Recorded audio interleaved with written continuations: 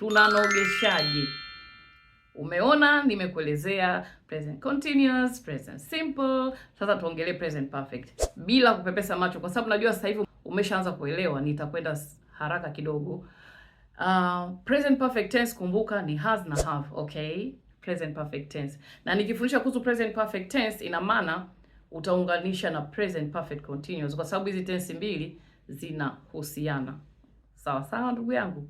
Sasa positive sentence, ukitaka kunogesha Kiingereza chako, unganisha subject na helping verb kama kawaida. I, we, you, they zinakwenda na nini? Sawa sawa, umepatia, zinakwenda na have. Kwa hiyo, kwa mfano, nataka kukuambia nimemaliza. Badala ya kusema I have finished, nitakwambia I've. Kirahisi hivyo. I've finished. We have eaten, nitakwambia we've eaten. We've eaten. Yaani kama unataka kusema wivu lakini unaishia njiani. We've eaten. They've eaten. You have eaten. You've eaten. Have you eaten? Yes, I've eaten. No, I've not eaten. Have your friends eaten? Yes, they've eaten. No, they have not eaten. They've not eaten. Ukija kwenye negative sentence, tunaunganisha have na not. Kwa mfano, have you finished? No, I haven't finished. Have you finished? Nikitaka kutoa jibu fupi, nitasema yes, I have. No, I haven't. Sijui unanipata. Unapotoa jibu fupi hamna haja ya kusema yes, I've. Sema tu yes, I've. No, itamke have kama ilivyo. Have you paid him? Umemlipa? Yes, I have. No, I haven't. Yes, we have. No, we haven't. Tuko pamoja? Bado nakukumbusha, maswali hayana vifupi. Maswali hayana contracted forms. Tunauliza kama ilivyo. Ndio maana unaona maswali bado yako have you, has she, has he, has Mariam done this. Hakuna contracted form. Okay? Tukija kwenye has inakwenda na he, she na it. Nadhani unakumbuka. Vile vile tutaunganisha subject na helping verb. Kwa mfano, John has gone home. John ameenda nyumbani. Nitasema John's gone home. John's gone home. Oh, has he gone home?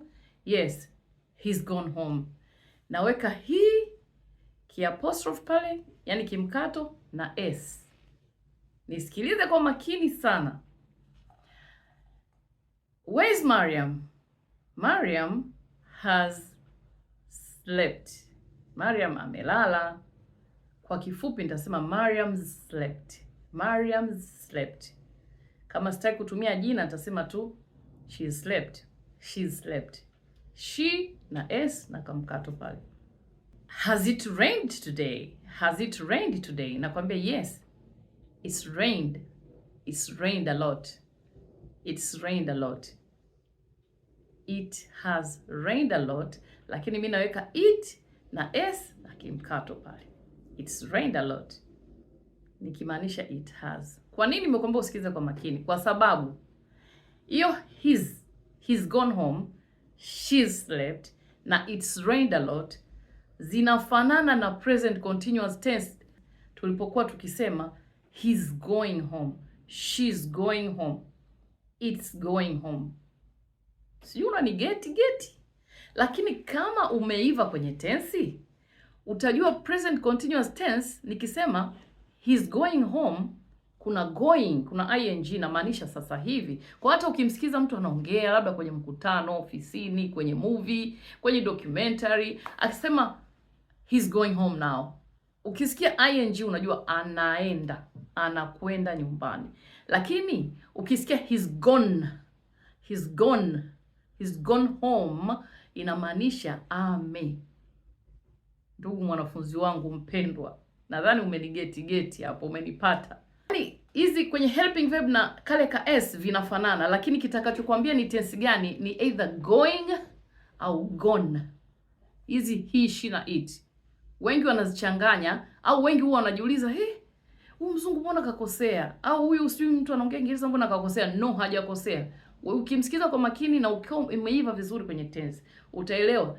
He's going, unaambiwa anaenda sasa hivi.